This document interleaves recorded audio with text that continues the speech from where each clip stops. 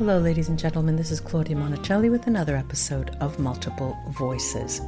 My Multiple Voices podcast, true to its name, includes different series. For example, we have the Voices of Love, where we discuss relationships, the voice of empowerment, the voice of laughter and play, the voice of pleasure, and the magical voice of archetypes and how they change the way we live. But we also have the voice of memory that includes everything from history to discussions of past life regression. There's also writing voices, where we interview both seasoned writers and authors who have just started getting their feet wet with writing, and we learn what can work for you as potential writers. Our series called Voice of the Spirit discusses different forms of spirituality and religion. And then Channeling Voices is a series that covers what happens when you channel, but is also extended to mediumship. Take a moment to review this podcast if you've enjoyed listening, and leave a hearty 5 stars. I'd appreciate it. Enjoy your listening. Ladies and gentlemen, this is Claudia Monticelli with another episode of Multiple Voices. Today, as you can see, I'm here with a couple, Jane and Phillip Mountrose. They've been working for over 20 years together. And, when I heard that, I thought, I hope they get along. I do hope they get along. They're with us from California today.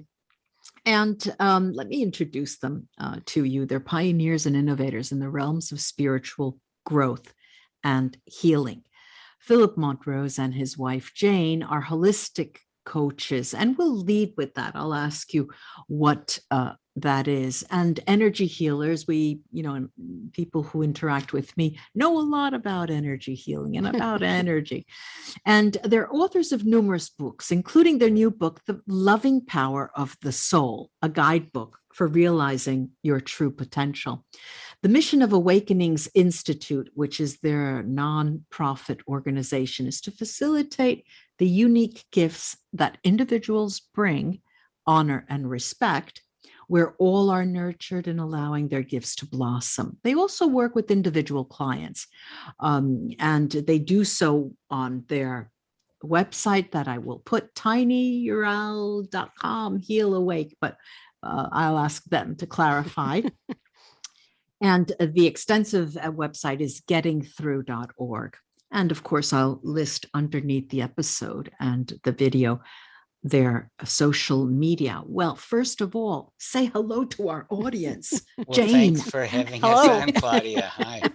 Ladies before gentlemen. I don't know.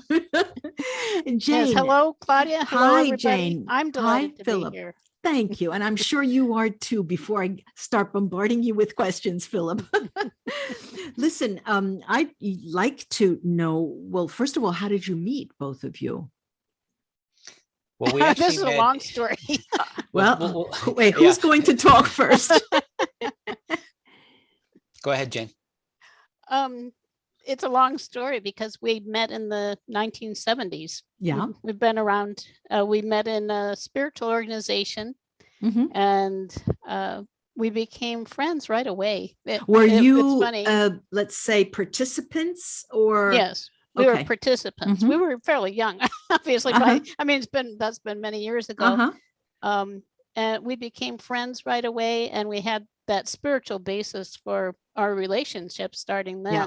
Mm-hmm. It was probably about 7 or 8 years later that we got married. Mm-hmm. And since then, we've just been on a journey together, which has been really wonderful. Yeah. Well, I hope so. Everybody's Well, you said, I hope you get along. We do. Yeah. Well, I won't further, question you on that. I'll take that as given.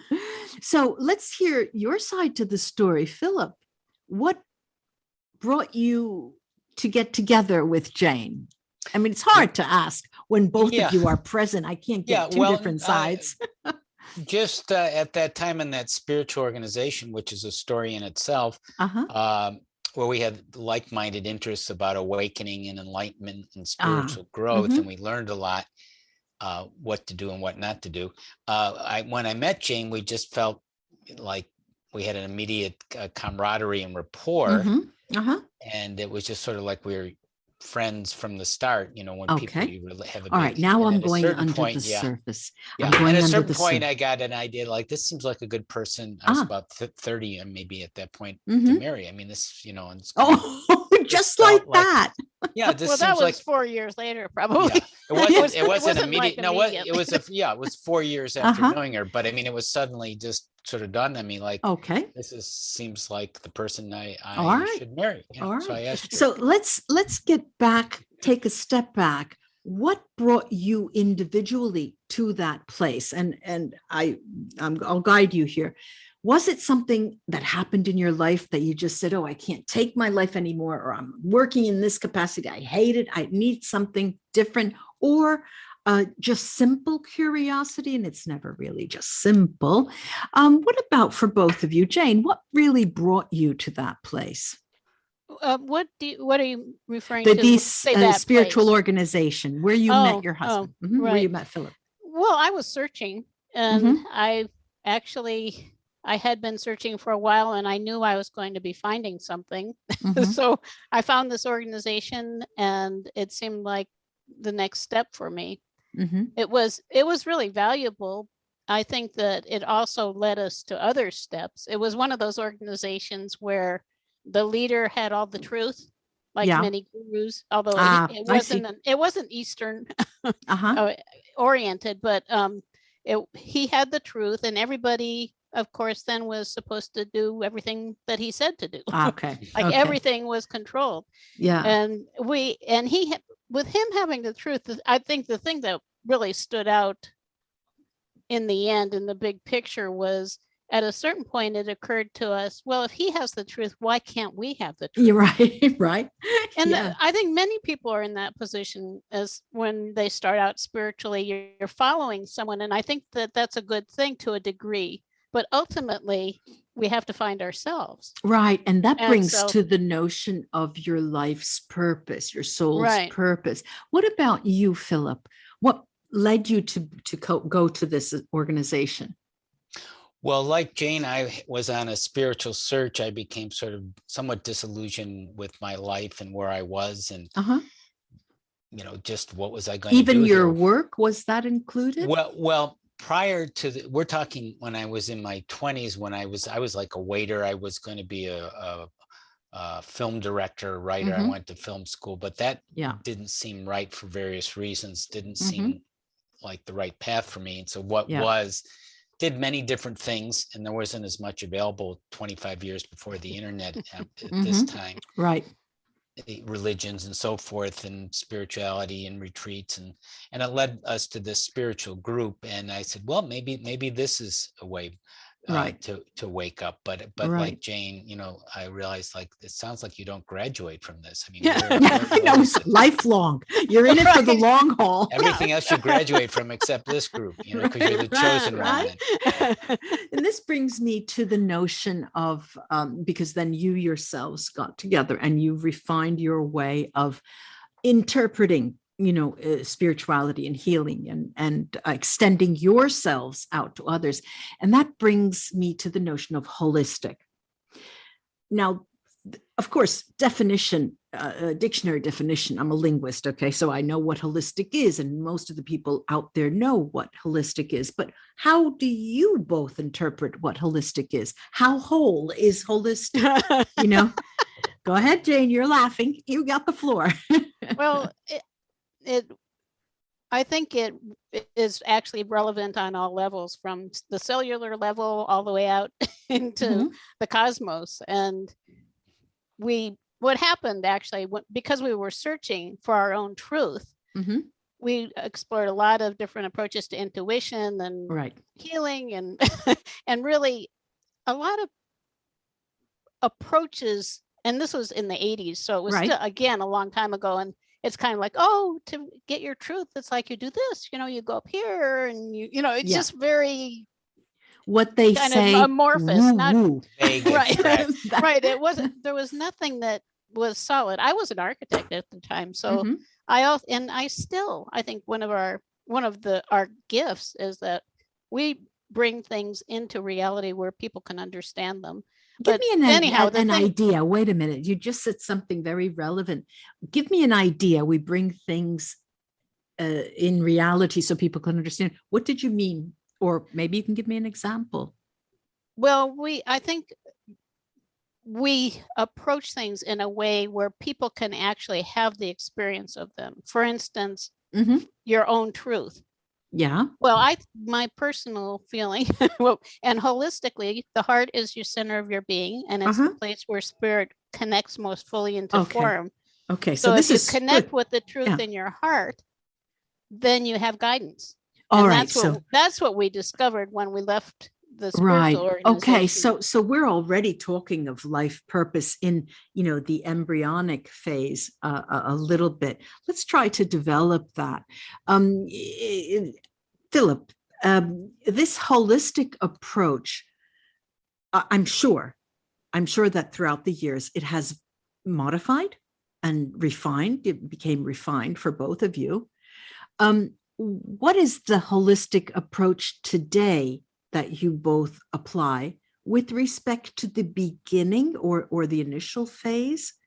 How did that change? Well, the holistic approach, as I think people are aware of, it's a body, mind, spirit. It's working with your physical body, your emotional body, your mental body, and your spiritual body.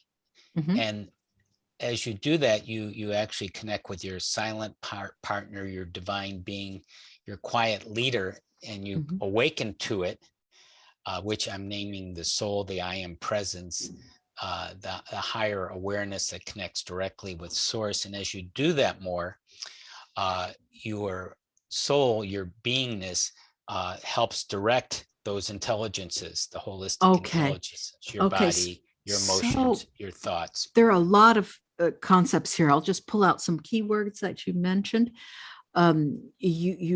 You talked about source, and I find that the word source is a word that cuts across many different religions, and most people understand, and I believe that they're on the same page about what source is. Your silent partner, that is a little different. Not many people use that terminology. Does it link to what Jane just said about the heart? What do you mean about when you say that you're a silent partner? Well, when you open your heart, you connect with what was sort of silent. It is silent and quiet, but it becomes very active in your life, your soul's presence. Okay, so your soul's present, right? So your soul's presence, then that helps direct your life, which leads you to your purpose. Right. Okay. And your purpose is connected with your soul's plan. In Italian, we say "Ecco dove ti volevo qui." This is where I wanted you. All right. So we're because passion. Since I work with clients as well, and people come to me for different readings and sessions and things like that. Recently, compared to 10, 20 years ago, where people would come and they would say, why isn't he answering my calls? Right. Am I going to get married? When will I? Now it's, I would say 80%, if not more.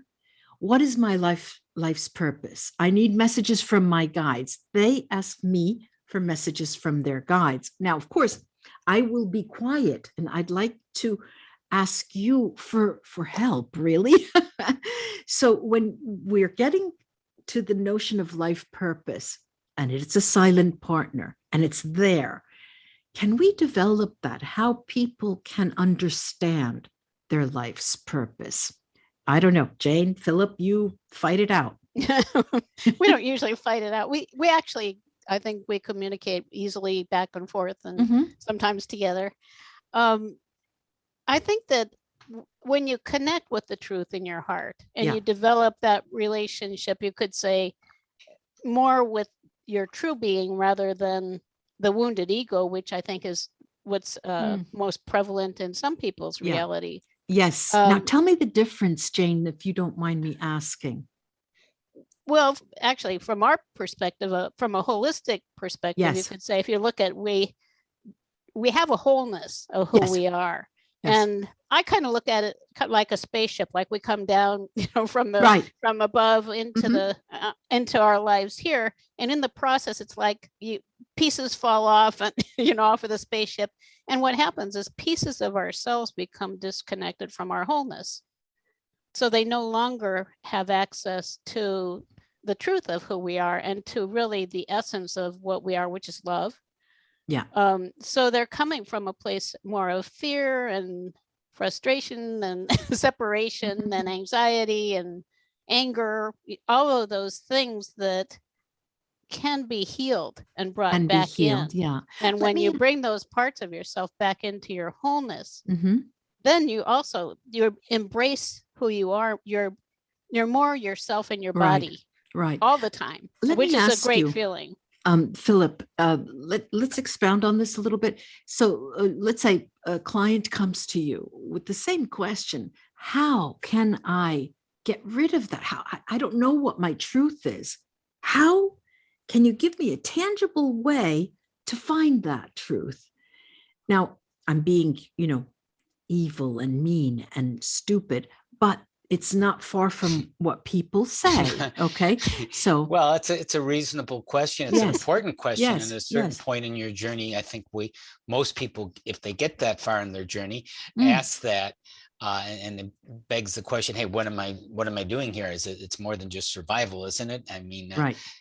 So when you get to that point, or when a person gets to that point, and there's this sort of spiritual stages, and that is an important part.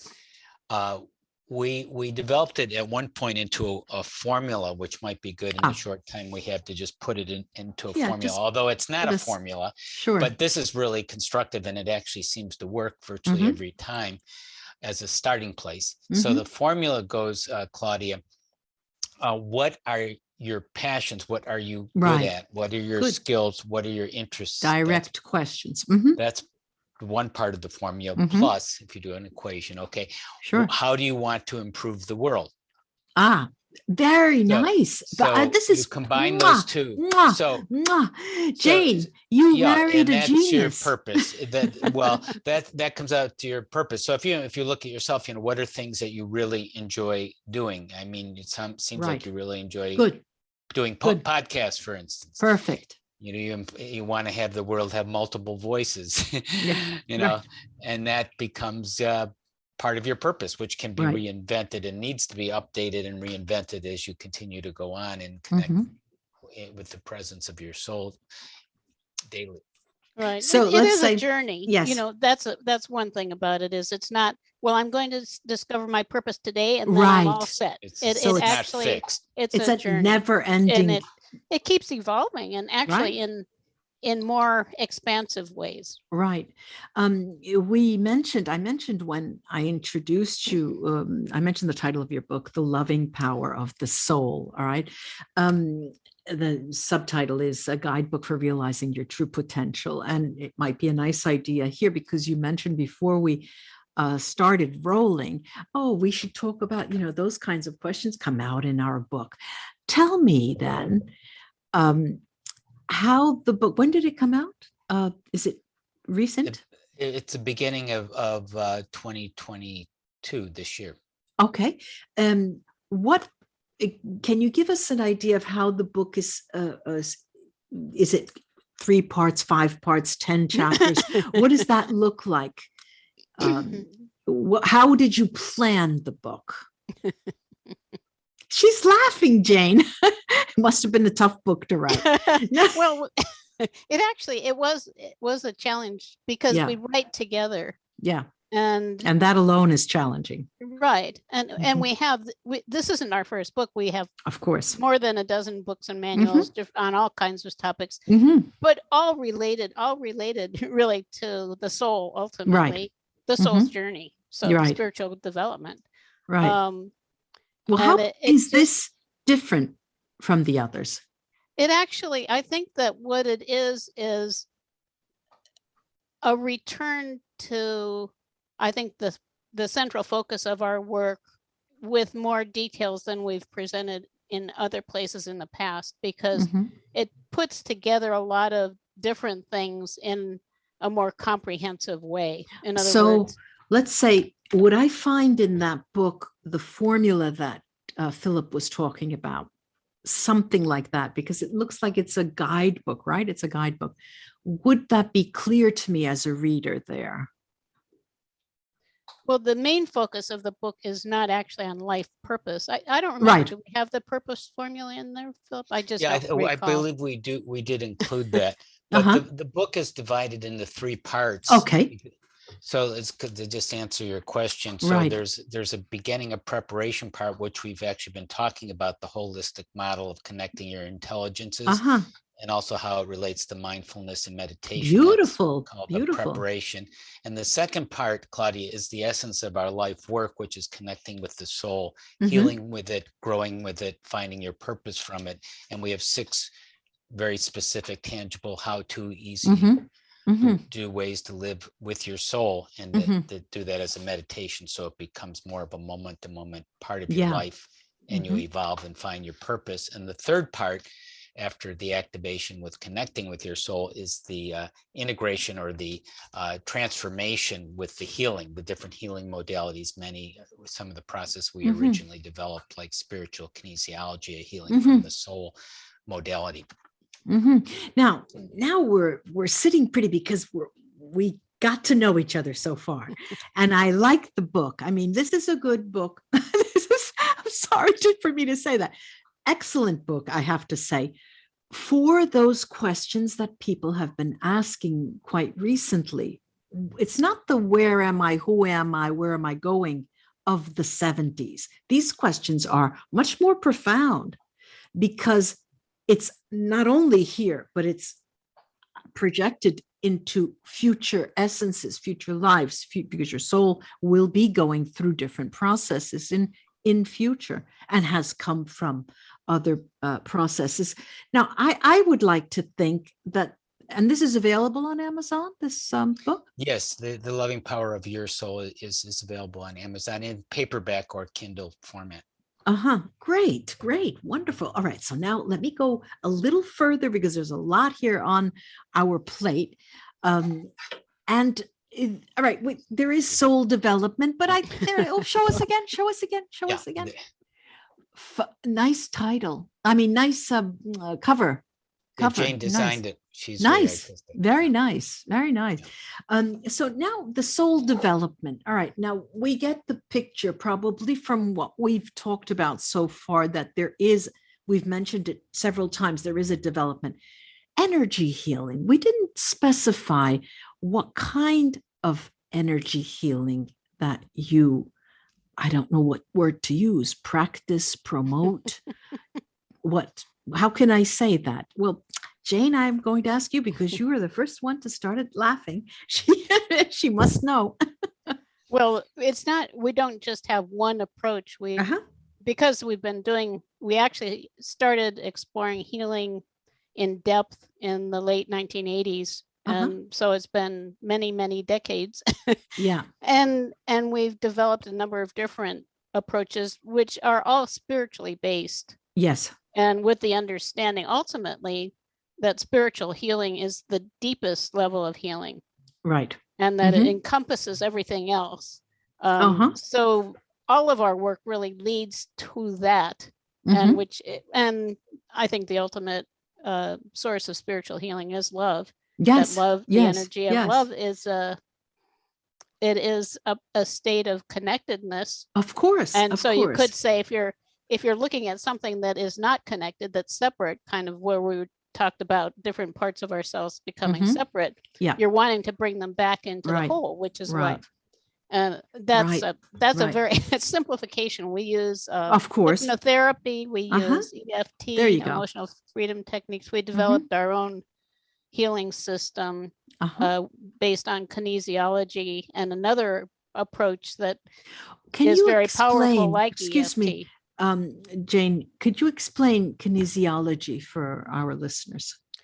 Kinesiology is muscle testing, which is really when you focus on something and test the strength of a muscle, like your arm, or you can use your finger or your whole body. There are many different ways of doing it. You can tell what is happening, really. Mm-hmm. So for instance, if you say focus on feeling abundant, mm-hmm. and this isn't one way of testing, you can just test on your finger, like I feel abundant. Yes, I feel abundant. Or I feel abundant. If it's not true, it'll go, your muscle will go weak. Okay. And it's true, your arm would go weak also. So it's a way of showing, detecting, illustrating, pinpointing things. So you can actually pinpoint also where there are blockages for people. Let me ask you this, Philip. You do, as I mentioned in the introduction, you do also work with individuals, right? So I'm, word of mouth, I heard about you both, and then I come to you with the question of, I have been bombarded with negative energy. I know that. I just know, because everything is going wrong in my life. Everything is just havoc. I don't know what happened. It's been now 7 months. What is the first thing that you do with poor me at the door? Well, the interesting thing about healing is it seems like it can be very general and overtaking your life. But when you actually heal a person, generally you start with one specific emotion. You localize it into something like, tell me one thing, pick a card, any card, tell me one thing that's stressing you out, or whatever word the person used. I can't remember what you just said, overwhelmed. I'll say overwhelming. All right. So let's say overwhelming. So tell me one everything thing is going, overwhelmed. Yeah. I fell, my knee hurt. I almost broke my arm the other day. Okay. I would just say I would just narrow it down to one thing. So whatever one thing, it doesn't matter, when you hurt your arm or when someone said something, it could be small or large, because it's all going to the same place. And then we would start doing these very powerful healing modalities, like Jane was explaining, spiritual kinesiology, or a holistic approach to EFT, energy tapping. And we'd go from there and find the source of it. And once you know the source of it, that's when the deep healing and the soulful awareness emerges.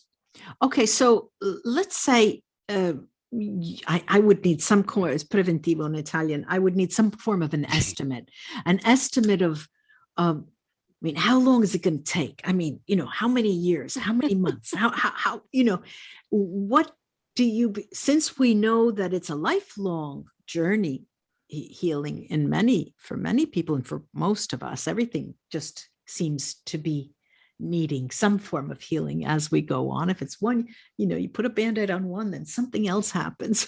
So what would you say to me as a client? For how long it would take? Right. How long it would take? How would you, in inverted commas, sell the process to me? Because I'm buying, right? I'm going to pay, I imagine, right? And I need to know how much time it would take. Or do you give me an option? You have this option, that option, or that option? We do have different options. Okay. And for me, Philip works with his clients. I work with my clients. Okay. I'm not sure we approach things exactly the same way. We're unique people. Right. I would want to find out what precisely a person was looking for. If it is like, well, my knee hurts, I want to fix my knee, I'm not interested in anything else, I would approach that. And frankly, you can't guarantee anything. Right. You don't know what's going to happen. I would make a suggestion probably of a starting point. And often I suggest why don't we start with one session and see what happens? Because then I can get a sense also of more of a sense of what's going on. Okay. And it might be gone in 15 minutes. Who knows? Right. No, let's say that miracles can happen. Just to clarify, do you mind if I continue with the practical approach and I give you an example? I say to you, I just purchased a house and I was in love with the house. My husband and I, we were just so in love with the house. It has a beautiful yard. We have small children. As soon as we got into the house, everything started going wrong. my husband lost his job, just a series of negative events. And this is why I come, because I feel that there is massive energy, negative energy, that either I am attracting, the place is attracting, but something is going wrong. Do you deal with that kind of, those kinds of cases? I think for me, I would still want to find out what the expectation is. Right. Because what I generally find, the most common things, the single most common thing, or one of several that is happening with a person, is that they are not centered. Right. And the book that we wrote, the reason we consider it so important is because it teaches people how they can do a daily practice and connect with the truth of who they are. Mm-hmm. And then from that place, there is a place of stability to go to, mm-hmm. and everything else starts to make more sense. Mm-hmm. Good. I think sometimes you could say what's happening is that a person is just not grounded. Right. Mm-hmm. It's like this is mm-hmm. happening, and they're not at all in touch with mm-hmm. themselves. Right. And I think that is a good place to start. Interesting often. That you mentioned, and your reply was in this, in this, you replied like this, because I get the impression that, at least if it happens in my case, many people come to me, and invariably, and I would say at least 75% of the people always want to know who did some kind of black magic on them, thinking that it's from other people, that it's always the work of someone else, right. Their negative occurrences, their negative energy, and it is the work of someone else. And your reply does make it very clear that, we need to take responsibility for our own groundedness, our own center, our own silent partner, and all of that. And it's quite interesting for me to hear this. Have you noticed, since you've been working together for such a long period, and you went through that shift in 2019, 2020, 2021, the COVID, how did your work change, or how was it affected by this pandemic? And she's laughing again. Let's have Phillip answer this one.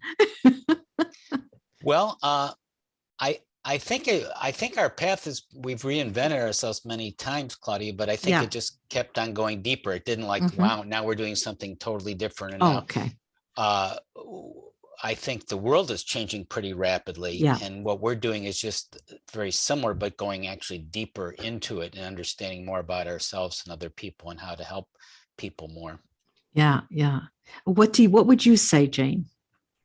You agree with him, or do you have? Well, you're coming from a spiritual perspective, I know. So I think that we're in a very important time, mm-hmm. when it really is a time for all of us to stand up and be in a more loving place. And from my own guidance several years ago, with all of this happening, what I was told is that I need to access my full range of resources, mm-hmm.